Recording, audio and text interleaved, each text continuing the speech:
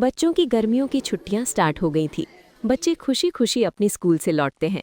एक बच्चा जिसका नाम आरव होता है वो अपने पापा से कहता है, पापा पापा कितने दिन हो गए नानी के घर गए। कल चलिए ना पापा, मुझे नानी को देखनी है। ठीक है बेटा, हम लोग कल जरूर चलेंगे। तुम लोग अपना सामान पैक कर लो। इतना कहकर मनोज वहां से चला जाता है। बच्चे खुशी से उछलने लगते हैं। अगले ही दिन आरव और उसकी छोटी बहन पिंकी अपने पापा और मम्मी के साथ नानी के गांव के लिए निकल पड़ते हैं। आरव और पिंकी को देखकर उसकी नानी बहुत खुश हो जाती है। आरव, पिंकी, तुम दोनों तो काफी बड़े हो गए हो। आओ आओ, मेरे पास बैठो। इस तरह कुछ दिन बीत गए। एक दिन आरव अपनी नानी से कहता है, नानी, मुझे आपके हाथ की आलू पूरी खानी है। क्या आप मेरे लिए आलू पूरी बना दीजिएगा? हाँ बेटा, ये भी कोई बोलने की बात है। तुम लोग बैठो, मैं अभी आलू पूरी बनाकर लाई।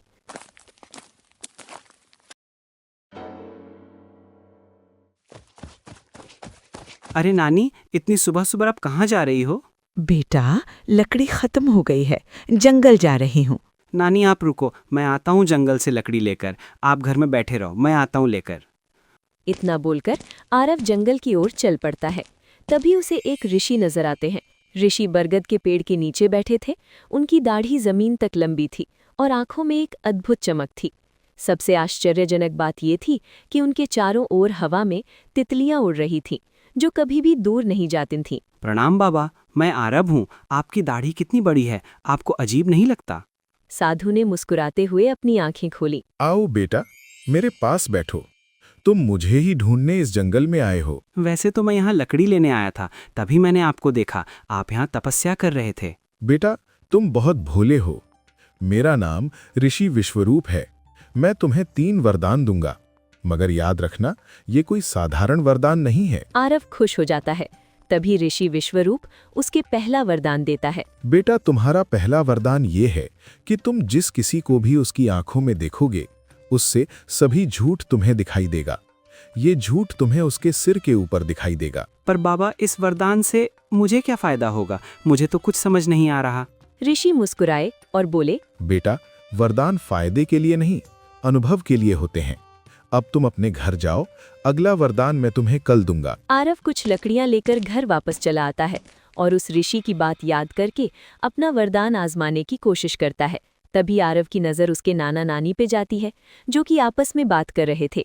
सुलेखा, आज तो मैं पूरी तरह से थक गया हूँ। मैंने खेतों में बहुत सारा काम किया है। मैंने पौधों में पानी दिया और मार्केट से सब्जियाँ भी लाया। इस वजह से मेरे पैर भी बहुत दर्द कर रहे हैं। मेरे पैर दबा दो, थक गया हूँ बहुत। ठीक है जी, आप लेट जाइए, मैं पैर दबा देती हूँ। तभी आरव ने नाना की आंखों में ध्यान से देखा। आरव देखता है कि नाना के सिर के ऊपर कुछ बुलबुले हैं, जिसने उसे साफ साफ दिख रहा था। नाना बस खेत में जाकर खटिया पे सो रहे थे और उसने सब्जियां भी किसी और से ही मंगवाया था। आरव मुस्कुराते हुए नाना से कहता है, हाँ नानी, नाना से आज पूरी मेहनत की है। मैंने देखा है नानू ने कैसे पूरे पौधे को पानी दिया। अरे बेटा आरव, हमारे गांव के मैदान में बहुत बड़ा बंदर आया है। तुम जल्दी जाओ, देख लो कहीं वो चल ना जाए। क्या नानू, सच में? मैंने तो बड़ा बंदर आज तक नहीं देखा। मैं तो चला देखने। तभी वहां पे पिंकी आ जाती है। तभी उसकी नानी उससे कहती है, अरे पिंकी, तुम्हें सब्जी कैसी लगी? आज तो तुम्हारी फेवरेट पनीर की सब्जी बनी थी। हाँ दादी, सब्जी बहुत ही अच्छी बनी थी। मैंने तो पूरी सब्जी खाई, मजा आ गया। तभी आरव ने पिंकी की आंखों में देखा। आरव ने एक बुलबुले में देखा कि पिंकी ने बची हुई सब्जियां कुत्ते को दे रही थी। आरव मुस्कुराया और बाहर चला गया। तभी उसकी मुलाकात उसके बचपन की दोस्त अर्जुन से होती है। वो लोग बहुत छोटे थे तो एक साथ रहते, एक साथ खेलते थे। अरे आरव, कैसे हो तुम? बड़े दिन बाद मिले। और पिंकी कैसी है? हाँ, मैं तो मस्त हूँ भाई। पिंकी भी अच्छी है। वैसे अर्जुन, तुम्हारी पढ़ाई कैसी चल रही है? अरे भाई, तुम्हें पता है क्या, मैंने पूरे क्लास में टॉप किया है। स्कूल में सब कोई मेरे से दोस्ती करना चाहता है। तभी आरव ने अर्जुन के सिर के ऊपर देखा। उसने बुलबुले में देखा अर्जुन क्लास में फेल हो गया है और मैडम उसे बहुत बुरी तरह डांट रही होती है। तभी अर्जुन के पिता वहां आते हैं। आज तो बहुत थक गया, कितना काम था ऑफिस में। तभी आरव देखता है कि अर्जुन के पिता तो बस ऑफिस में आराम कर रहे थे। आरव काफी उदास हो गया। उसे लगा दुनिया में हर कोई झूठ बोलता है, ऐसे ही 1 सप्ताह बीत गए। आरव फिर से उस जंगल में जाता है जहाँ ऋषि बैठकर तपस्या करता था। प्रणाम बाबा। तभी ऋषि विश्वरूप ने अपनी आंखें खोली और आरव के चेहरे पे उदासी देखा। क्या हुआ बेटा? तुम चिंतित क्यों लग रहे हो? बाबा, इस वरदान से मैं बिल्कुल खुश नहीं हूँ। मैं किसी से भी कुछ पूछूं तो वो ऐसा दिखाते हैं कि वो सच बोल रहे हैं, मगर हर एक बात झूठी होती है। ये वरदान आप वापस ले लीजिए। बेटा, जब तक मैं तुम्हें 3 वरदान न दे दूं, तब तक वापस नहीं ले सकता। तो क्या तुम अपना दूसरा वरदान लेने के लिए तैयार हो? हाँ बाबा, मैं तैयार हूँ। तभी ऋषि विश्वरूप उसके सिर पे हाथ रखते हैं और वरदान देते हैं। बेटा, तुम जिस किसी को भी छुओगे तो उसकी सारी इच्छा तुम्हें पता चलेगा। तुम दूसरों को अच्छे से समझ पाओगे और तुम उसकी मदद भी कर सकोगे। बाबा, ये वरदान तो मुझे काफ़ी मज़ेदार है। मैं अभी ही घर जाकर आजमाता हूँ। बाबा, मैं फिर आऊँगा आपके पास बाबा। इतना बोलकर आरव वहां से चला जाता है और घर पहुंचकर वो अपनी माँ के पास गया और उसका हाथ पकड़कर वरदान आजमाया। उसकी माँ के आंखों में आंसू आ जाता है। तभी वो आरव से कहता है, बेटा, क्या तुम्हें पता है, जब मैं तुम्हारी उम्र की थी तो मैं डॉक्टर बनना चाहती थी, मगर जैसे जैसे मैं बड़ी हुई अपना सपना भूल गई। मेरे पापा के पास उतने पैसे नहीं होते थे कि वो मुझे डॉक्टर की पढ़ाई करा सकें। ये सुनकर आरव की आंखों में आंसू आ गया और वो अपनी माँ को गले लगा लिया। कुछ देर बाद आरव अपने पिता को छूता है तो वो भी आरव से कहता है, बेटा, मेरा सपना था कि मैं बहुत बड़ा लेखक बनूं। मैंने बचपन से ही बहुत सारी किताबें पढ़ी, मगर भगवान को और ही कुछ मंजूर था। इतना बोलकर आरव के पिता वहां से चले जाते हैं। शाम के समय आरव मंदिर गया था। तभी उसकी नजर एक भिखारी पे पड़ती है। आरव ने कुछ पैसे उसके कटोरे में डाले और उसने उसका हाथ छुआ। तभी भिखारी आरव से कहता है, मैं मरना चाहता हूँ। अब ये दर्द बर्दाश्त के बाहर हो रहा है भगवान, मुझे आप अपने पास बुला लो। दरअसल भिखारी को कैंसर होता है। उसके पास इलाज करवाने के लिए पैसे नहीं होते हैं। वो भीख मांगकर ही गुजारा करता था। तभी आरव उदास होकर घर वापस आ जाता है। ऐसे ही कुछ दिन और बीत जाते। आरव ऋषि विश्वरूप से मिलने फिर से जंगल जाता है। आ गए बेटा? तो कैसा रहा तुम्हारा दूसरा वरदान? बाबा, इस वरदान ने मुझे सोचने पे मजबूर कर दिया। लोग अपने दिलों में बहुत कुछ छुपा कर रखता है। भीतर से उसका दिल टूटा हुआ रहता है, फिर भी अपने आप को खुश रखते हैं। हाँ बेटा, ऐसा ही होता है। तो तुम तीसरे वरदान के लिए तैयार हो? हाँ बाबा, मगर इस बार अच्छे वरदान देना। ऋषि विश्वरूप ने अपने हाथ आरव के सिर पे रखा और अपना तीसरा वरदान बोला। बेटा, तीसरा वरदान ये है कि तुम जिस किसी पेड़ को छुओगे वो पेड़ तुमसे बातें करेगा, तुम्हें अपना सुख दुख बताएगा, चाहे कोई भी पेड़ क्यों ना हो। आरव के चेहरे पे खुशी आ गई। अब वो पेड़ की भाषा समझ सकता था। वो खुशी खुशी घर लौटने लगा। रास्ते में उसे एक पेड़ दिखाई दिया। उसने अपना वरदान आजमाया। जैसे ही उसने पेड़ को छुआ, पेड़ में जान आ गई। पेड़ में आंख और मुंह दिखाई देने लगा। आरव, कैसे हो? मैं यहाँ 50 साल से हूँ। तुम्हारे पिता जब बहुत छोटे थे तो यहीं आकर खेलते थे। वो मेरी डाल में चढ़कर खेलते थे। मैं उससे बहुत प्यार करता था। क्या तुम भी अब अपने पिता की तरह मेरी डाल में चढ़कर खेलोगे आरव? मैं अकेला हो गया हूँ। मेरे साथ कोई भी नहीं खेलता है अब। हाँ, क्यों नहीं। मैं और पिंकी रोज यहाँ आएंगे और तुम्हारे साथ खूब खेलेंगे। पेड़ खुश हो जाता है।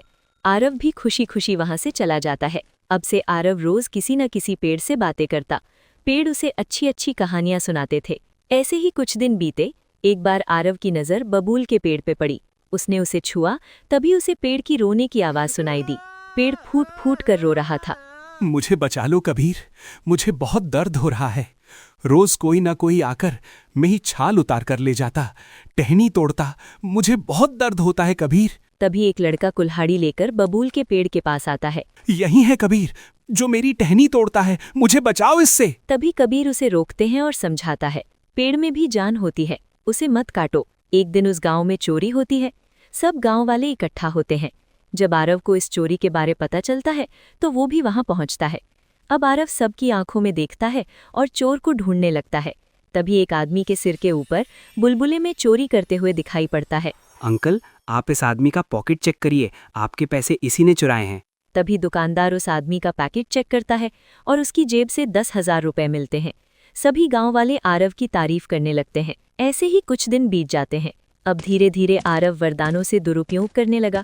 एक दिन आरव पिंकी से मजाक करता है। पिंकी, मैं जानता हूँ तुम मुझसे झूठ बोल रही हो, मुझे पता चल गया है। ये तुम कैसी बातें कर रहे हो आरव? तुम्हें ऐसा क्यों लगता है तुम सब जानते हो? आरव अब उदास रहने लगा। उसे हर व्यक्ति के झूठ दिखते, हर व्यक्ति की छिपी इच्छाएं पता चलती और पेड़ पौधों की पीड़ा सुनाई देती। वो चैन से सो भी नहीं पाता था। अंततः वो फिर से ऋषि विश्वरूप के पास गया। बाबा, मैं अब थक गया हूँ। अब आप ये सब वरदान वापस ले लो। मैं ठीक से सो नहीं पाता हूँ। पेड़ पौधे मुझे अपनी दुख बताता है। मैं सुन सुनकर थक गया हूँ। अब मुझे आज़ाद कर दीजिए इस वरदान से। तुमने इन 3 वरदानों से क्या क्या सीखा? मैंने सीखा कि कुछ सच्चाइयाँ जाननी नहीं चाहिए, कुछ इच्छाएं अनकही रहनी चाहिए और प्रकृति की पीड़ा सुनना भी एक भार है। ये तीनों वरदान तुम्हें 3 सबक सिखाने के लिए थे। पहला वरदान, झूठ देखना। इसने तुम्हें सिखाया कि छोटे छोटे झूठ मानवीय संबंधों का हिस्सा है। हर सच बोलना जरूरी नहीं, कभी कभी झूठ दूसरों की भावनाओं की रक्षा के लिए होता है। दूसरा वरदान, इच्छा याद दिलाना। इसने तुम्हें दिखाया कि हर किसी के मन में एक अनकहा सपना होता है, पर कुछ सपने सिर्फ सपने ही रहने चाहिए। उन्हें हकीकत में बदलने की कोशिश हमेशा अच्छी नहीं होती। तीसरा वरदान, प्रकृति से बात करना। इसने तुम्हें सिखाया कि प्रकृति भी जीवित है, उसे भी दर्द होता है, पर केवल दर्द ही नहीं, प्रकृति में ज्ञान और इतिहास भी है। मैं वरदान वापस नहीं लूंगा, बल्कि उन्हें बदल दूंगा। पहला वरदान अब ऐसा होगा, तुम केवल तभी झूठ देख पाओगे जब कोई बड़ा झूठ बोलेगा जिससे किसी को नुकसान हो सकता हो। दूसरा वरदान, तुम केवल वही इच्छा जान पाओगे जो व्यक्ति खुद जानना चाहता हो। तीसरा वरदान, प्रकृति से तुम तभी बात कर पाओगे जब तुम उसकी मदद करना चाहो। आरव ने चैन की सांस ली। शुक्रिया बाबा। वरदान बदलने के बाद आरव का जीवन सामान्य हो गया। अब वो केवल जरूरी झूठ ही देख पाता। एक बार उसने एक दुकानदार को ग्राहक को ठगते देखा और उसे रोका। एक बार उसने एक पेड़ की मदद की जिसकी जड़ें सूख रही थी। उसने अपने अनुभवों से सीखा कि शक्ति तभी अच्छी होती है जब उसका सही उपयोग किया जाए। गर्मी की छुट्टियां खत्म होने से पहले आरव आखिरी बार ऋषि विश्वरूप से मिलने गया, पर ऋषि वहां नहीं थे। आरव ने ऋषि विश्वरूप को बहुत खोजा, पर वो कहीं नहीं मिला। गर्मी की छुट्टी खत्म होने के बाद आरव अपने परिवार के साथ अपने घर वापस लौट आता है और वरदान के साथ खुशी खुशी रहने लगता है। आखिर ऋषि विश्वरूप कौन था और उसने सिर्फ आरव को ही वरदान के लिए क्यों चुना? क्या सच में आरव इस वरदान के साथ खुश रहेगा या आगे उसके साथ कुछ बुरा होगा? ऋषि विश्वरूप का क्या है रहस्य? जानने के लिए चैनल सब्सक्राइब कर लें। पार्ट 2 जल्द आ रहा।